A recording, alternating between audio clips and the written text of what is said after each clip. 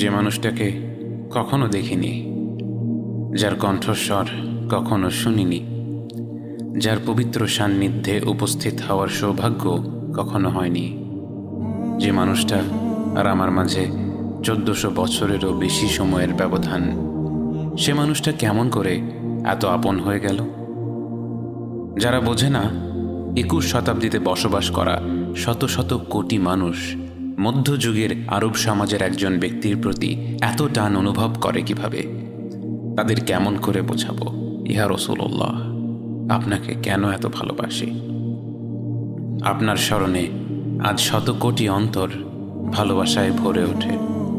প্রতিটি মুহূর্তে পৃথিবীর কোনো না কোনো অঞ্চলে উচ্চারিত হয় আপনার প্রশংসা, অথচ আপনি যখন পৃথিবীর বুকে আলোকরশ্মি ছড়িয়ে ভূমিষ্ঠ হলেন, তখন আপাত দৃষ্টিতে আপনি ছিলেন অনেকটাই নিঃসঙ্গ, অসহায়।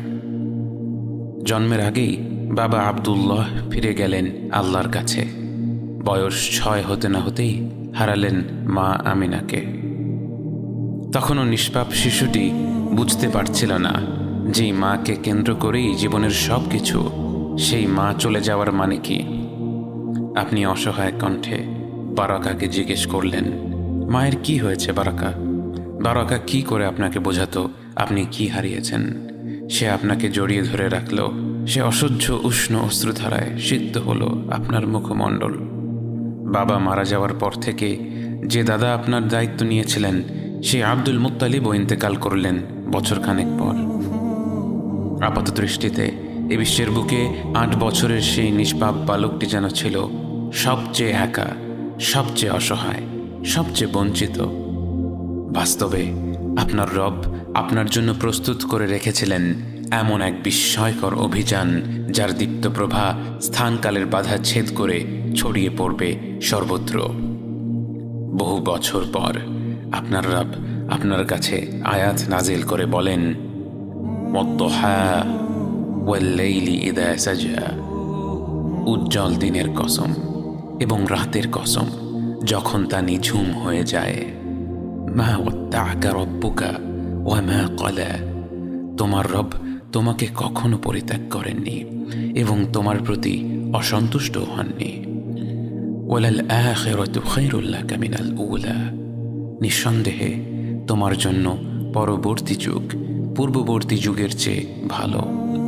ওয়ালা সাওফা ইউ'তিকা রাব্বুকা ফাতারদা, আর শীঘ্রই তোমার রব তোমাকে এত দেবেন যে তুমি খুশি হয়ে যাবে। আলাম ইয়াজিদকা ইয়াতীমান ফাআওয়া, তিনি কি তোমাকে এতিম হিসেবে পাননি, তারপর তোমাকে আশ্রয় দেননি? ওয়া ওয়াজাদাকা দাল্লান ফাহাদা, তিনি তোমাকে পথ না পাওয়া অবস্থায় পান, তারপর তিনিই পথ দেখান। ওয়া ওয়াজাদাকা আইলান ফাআগনা, তিনি তোমাকে নিঃস্ব অবস্থায় পান, তারপর তোমাকে ধনী করেন। فأما اليتيم فلا تقهر وأما السائل فلا تنهر وأما بنعمة ربك فحدث, কাজেই এতিমের প্রতি কঠোর হয়ো না, সাহায্য প্রার্থনাকারীকে তিরস্কার করো না, আর নিজের রবের নেয়ামত প্রকাশ করো। আপনার রব আপনাকে এই পৃথিবীর বুকে একাকী করে দিয়েছিলেন যেন তিনি, একমাত্র তিনি, তার পবিত্র ভালোবাসা আর মমতায় আপনাকে লালন পালন করতে পারেন। এবং কি অপূর্ব সেই ভালোবাসা, কি অপরূপ সেই প্রতিপালন! মহান আল্লাহর বিশেষ রহমতের ছায়াতলে বেড়ে ওঠা আপনি তাই কখনো শিরকের ধোঁকার শিকার হননি। তারুণ্যের সেই যাযাবর সময়টাতেও আপনি ছিলেন সব ধরনের অপকর্মের ঊর্ধ্বে। আপনার চরিত্রে সবাই এতটাই মুগ্ধ ছিল, আপনার বিশ্বস্ততায় সবার এত আস্থা ছিল যে তারা আপনাকে নাম ধরে না ডেকে ডাকতে লাগলো আল আমিন, বিশ্বস্ত ব্যক্তি। বহু বছর পর যখন আপনি সত্যের পথে আহ্বান করা শুরু করে দিয়েছিলেন এবং আপনার বিরোধিতা করা মানুষের অভাব ছিল না, এমনকি তারা আপনাকে হত্যা করার পরিকল্পনা করছিল, সেই পরিকল্পনাকারীদের ধন সম্পদও আপনারই ঘরে ছিল, তারা যখন আপনাকে হত্যা করতে এসে দেখল সেখানে আপনি নেই, আপনার বদলে সেখানে আলী রাদিয়াল্লাহু আনহু আছেন, তখন আলী তাদের বলেছিলেন আপনি তাকে সেখানে রেখে গেছেন যেন তিনি যার যার সম্পদ তাকে তাকে বুঝিয়ে ফেরত দিয়ে দিতে পারেন। অর্থাৎ যে ব্যক্তিটি আপনাকে হত্যা করার পরিকল্পনা করছিল তার বিবেচনায়ও তার সম্পদ নিরাপদে রাখার সর্বশ্রেষ্ঠ জায়গা ছিল আপনারই ঘর। আপনাকে যারা জনসমক্ষে মিথ্যুক আর জাদুকর বলেছে তাদের মতেও সবসময় আপনিই ছিলেন আল আমিন, সবচেয়ে বিশ্বস্ত, সবচেয়ে নির্ভরযোগ্য ব্যক্তি।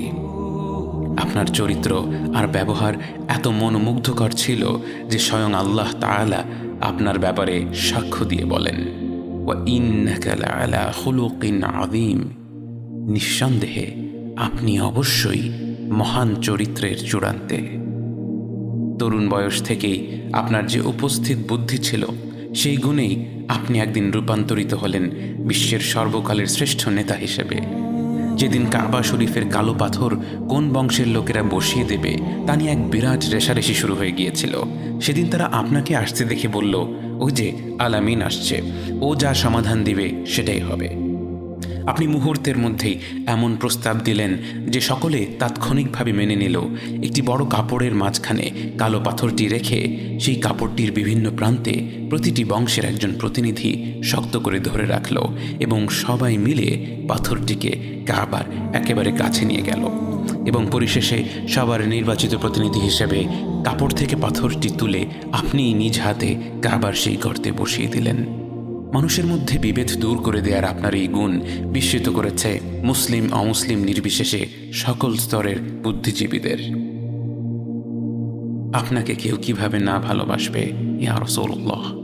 আপনার মুখে যে সবসময় ছিল এক মন ভোলানো হাসি। আপনি যার সাথেই কথা বলতেন তাকে উপহার দিতেন আপনার সেই অপরূপ হাসি মুখ। আপনি কখনো মুখ খুলে হো হো করে হেসে উঠতেন না, কিন্তু আপনার মুখের মার্জিত সুমধুর সেই হাসিটি ছিল সদা বিরাজমান।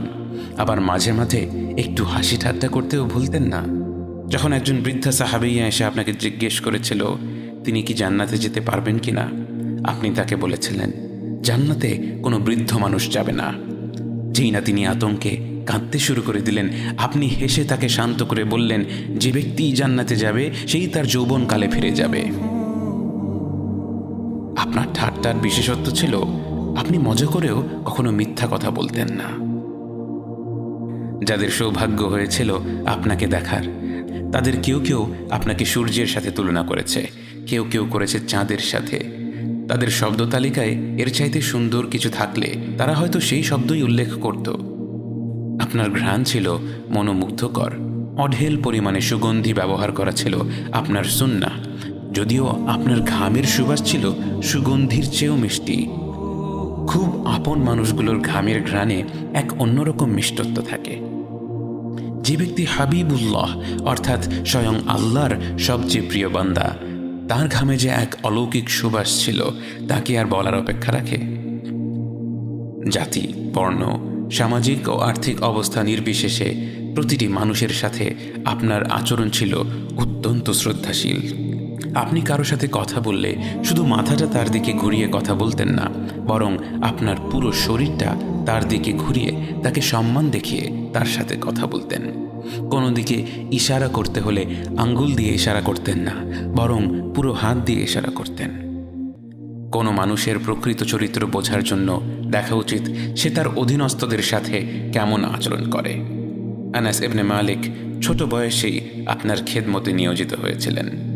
তিনি বলেন, 10 বছর আমি রাসূলুল্লাহ সাল্লাল্লাহু আলাইহি ওয়াসাল্লামের খেদমত করি, তিনি একটা দিনও আমাকে একবার বকাও দেননি। বরং যখন উম্মাহাতুল মুমিনিন অর্থাৎ রাসূল সাল্লাল্লাহু আলাইহি ওয়াসাল্লামের স্ত্রীরা কেউ আমাকে বকা দিতে যেতেন তিনি তাদেরকে নিষেধ করতেন। যায়েদ রাদিয়াল্লাহু আনহু যখন দাস হিসেবে আপনার ঘরে ছিলেন এবং তার নিজের পরিবার তাকে খুঁজে পায় এবং আপনি তাকে অনুমতি দেন যে তিনি চাইলে তার আপন পরিবারের কাছে ফিরে যেতে পারে, যায়েদ তার আপন পরিবারকে হতবাক করে দিয়ে বলেছিল, আমি এই মানুষটাকে ছেড়ে কোথাও যাব না।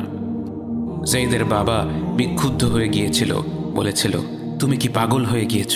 একজন স্বাধীন মানুষ হয়ে নিজের পরিবারের সাথে না থেকে তুমি দাস হয়ে সারা জীবন যাপন করতে চাইছ? যায়েদ বলেছিল, এই মানুষটার মাঝে আমি এমন কিছু দেখেছি যে আমি আর কাউকে তার উপর প্রাধান্য দিতে পারবো না। ঘরের বাইরে আপনার ব্যবহার যতটা মুগ্ধকর ছিল, ঘরের ভেতরেও আপনি ছিলেন ততটাই ধৈর্যশীল ও শ্রদ্ধাশীল। একদিন আপনার ঘরে কয়েকজন সাহাবীদের নিয়ে খেতে বসেছিলেন। ওদিকে মা আয়েশা রাদিয়াল্লাহু আনহা একটি বিষয় নিয়ে খুব রেগে গিয়েছিলেন। রাগের মাথায় তিনি সবার সামনেই সজোরে একটি বাটি মাটিতে ছুঁড়ে মারলেন। বাটিটি ভেঙে 2 টুকরো হয়ে গেল। সাহাবীরা হতবাক হয়ে গিয়েছিলেন, কিন্তু আপনি অতি স্বাভাবিকভাবে ভাঙা বাটিটি ওঠাতে ওঠাতে বললেন, খাও খাও, আসলে তোমাদের মা সালামার উপর একটু বিরক্ত আছে, তাই এমনটা করেছে। মা আয়েশার সাথে আপনার সম্পর্ক ছিল বন্ধুর মতো। তার সাথে আপনি দৌড়ের প্রতিযোগিতা করতেন, তার নানা ধরনের শখ পূরণ করার চেষ্টা করতেন। যেদিন আয়েশা খেলা দেখতে চেয়েছিলেন, আপনি তার জন্য আপনার কাঁধটা এগিয়ে দিয়েছিলেন, যেন আপনার কাঁধে থুতনি রেখে তিনি আরাম করে খেলা দেখতে পারেন। পরে এক বর্ণনায় আয়েশা বলেছিলেন, আমি তো কিছুক্ষণ পরেই খেলার প্রতি আগ্রহ হারিয়ে ফেলেছিলাম, কিন্তু আমি কিছু বলিনি এটা দেখার জন্য যে রাসূলুল্লাহ সাল্লাল্লাহু আলাইহি ওয়াসাল্লাম আমার জন্য দাঁড়িয়ে থাকতে থাকতে ক্লান্ত হয়ে যান কিনা। বরং এক পর্যায়ে আমিই ক্লান্ত হয়ে পড়লাম, কিন্তু তিনি একটিবারও ক্লান্তি বা বিরক্তি প্রকাশ করলেন না। আপনার জীবদ্দশায় আল্লাহর হুকুমে আপনি কয়েকবার বিয়ে করেন, কিন্তু আপনার অন্যান্য স্ত্রীদের ব্যাপারে মা আয়েশা যতটা ঈর্ষাবোধ করতেন, তার চেয়ে বহু গুণে বেশি ঈর্ষাবোধ করতেন আপনার প্রয়াত স্ত্রী, আপনার প্রথম ভালোবাসা খাদিজা রাদিয়াল্লাহু আনহার ব্যাপারে। তিনি মৃত্যুবরণ করার পরেও আপনি খাদিজার সাথীদের সম্মান দেখাতেন। কখনো কোনো পশু জবেহ করা হলে তাদের ঘরে পাঠাতে ভুলতেন না। জীবনের শেষ পর্যন্ত তাদের সম্মান দেখানোর মাধ্যমে আপনি আপনার প্রথম ভালোবাসার মানুষটাকে সম্মান দেখিয়ে গিয়েছেন। জীবনের সবচেয়ে কঠিন সময়ে যে মানুষটা ছিল আপনার সবচেয়ে বড় আশ্রয়, যখন পৃথিবীর বুকে কেউ আপনাকে বিশ্বাস করেনি, এমনকি আপনি নিজেও সন্দেহ করছিলেন যে আপনি পাগল হয়ে গিয়েছেন কিনা, সেই মুহূর্তে যে মানুষটা নির্দ্বিধায় আপনাকে বিশ্বাস করেছিল, আপনার মাঝে আত্মবিশ্বাস জুগিয়েছিল, যে মানুষটার মর্যাদা এত বেশি যে স্বয়ং আল্লাহ ও তার ফেরেশতা জিবরাইল আলাইহিস সালাম তাকে সালাম দিয়েছিলেন, সেই খাদিজা রাদিয়াল্লাহু আনহার ব্যাপারে আপনি বলেছিলেন, ইন্নী কদ রুজিকতু হুব্বাহা, তার প্রতি ভালোবাসার রিজক আমার অন্তরে গেঁথে দেওয়া হয়েছে। বাবা হিসেবে আপনি ছিলেন পৃথিবীর সকল বাবাদের জন্য এক উদাহরণ। আপনার আদরের ফাতেমা আপনার ঘরে এলে আপনি দাঁড়িয়ে তাকে স্বাগত জানাতেন, তার কপালে চুমু খেয়ে তাকে পাশে বসিয়ে গল্প করতেন। যখন আপনি শুনলেন ফাতেমার ঘরের কাজ করতে খুব কষ্ট হচ্ছিল এবং তিনি আপনার কাছে অনুরোধ করেছিলেন সম্ভব হলে একজন সেবিকা জোগাড় করে দিতে, সৃষ্ট জগতের শ্রেষ্ঠ সৃষ্টি যার একটি ইশারায় ফেরেশতারা নেমে আসতো তার সব চাহিদা পূরণ করবার জন্য, যার একটি উচ্চারণে শত শত সাহাবী তাদের জান দিয়ে দিতে প্রস্তুত ছিল, সেই আপনি বাবা হিসেবে আপনার সন্তানকে বললেন, তুমি আমার কাছে যা চেয়েছ আমি কি তোমাকে এর চাইতেও উত্তম কিছু দিতে পারি? তাহলে রাতে শুতে যাবার আগে 33 বার আলহামদুলিল্লাহ, 33 বার সুবহানাল্লাহ ও 34 বার আল্লাহু আকবার পড়ে শুয়ে পড়বে। দুনিয়ার ব্যাপারে আপনি ছিলেন সদা উদাসীন। দুনিয়ার মোহ কখনো আপনাকে আকৃষ্ট করতে পারেনি। আপনি যখন খেজুর গাছের ডাল দিয়ে তৈরি মাদুরে শুয়েছিলেন, আপনার পিঠে এর ছাপ পড়ে গিয়েছিল।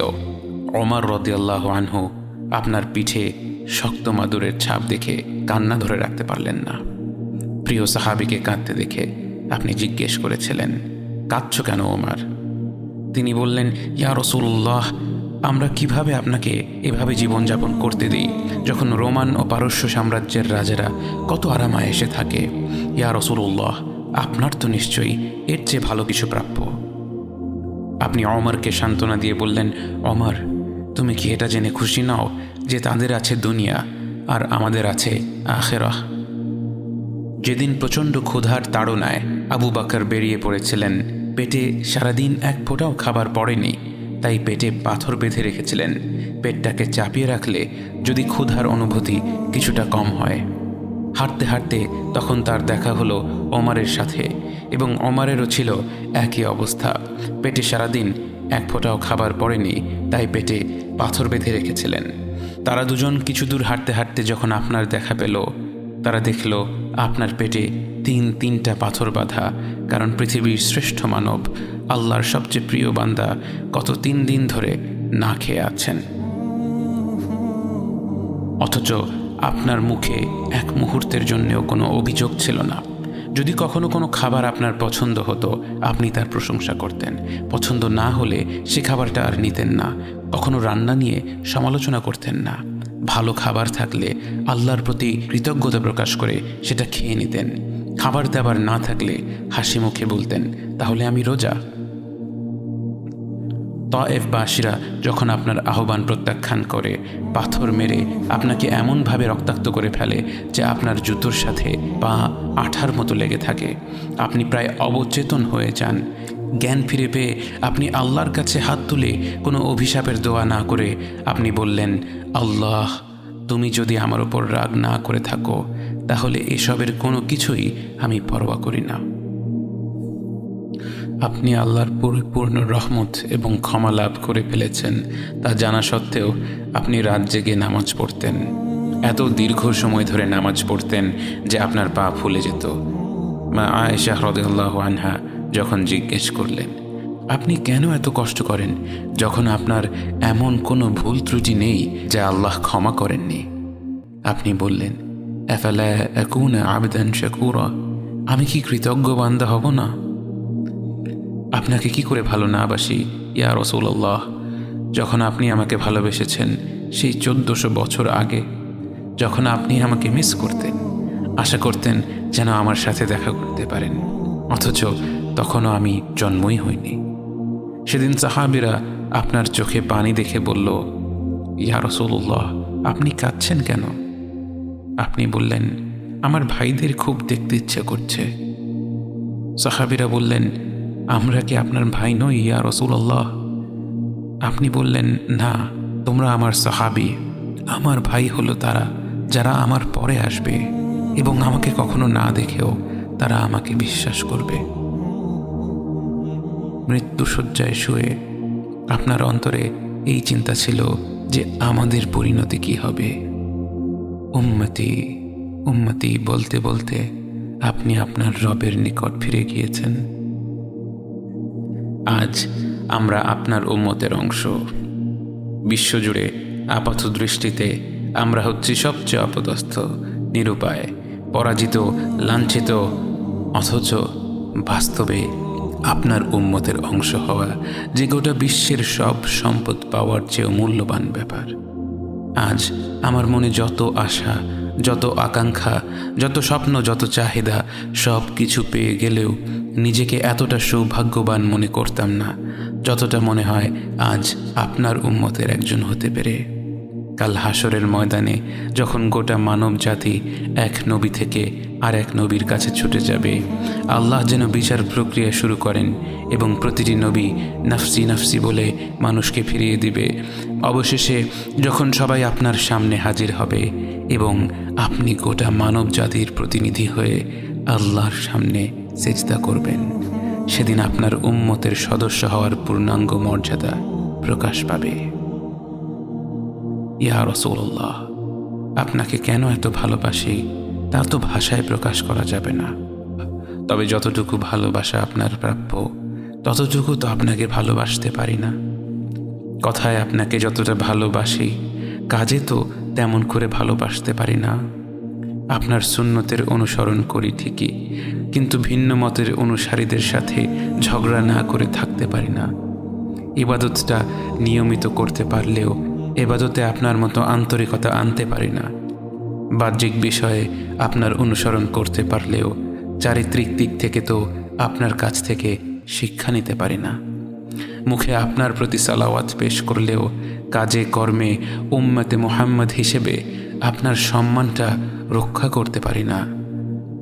রাসূলুল্লাহ, হাবিবুল্লাহ, নবিয়ুল্লাহ, ইয়া মুস্তাফা, আমরা তো আপনার উম্মত হবার যোগ্য নই, কিন্তু আপনার রব তো সবচেয়ে ক্ষমাশীল, তিনি তো আমাদের যা প্রাপ্য তার চেয়ে অনেক বেশি অনুগ্রহ প্রদর্শন করতে সক্ষম। আপনি আমাদের যতটুকু ভালোবেসেছেন তিনি তো আমাদের এর চাইতেও বেশি ভালোবাসেন। আমরা আমাদের ভুল ত্রুটি সম্পর্কে যতটুকু অবগত তিনি তো তার চাইতেও বেশি অবগত।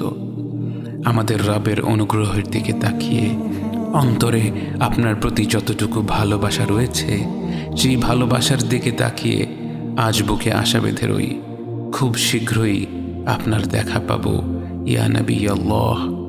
খুব শীঘ্রই হাউদে কাউসারের পাড়ে আপনার হাতে তৃষ্ণা মেটাবো ইয়া হাবিব আল্লাহ।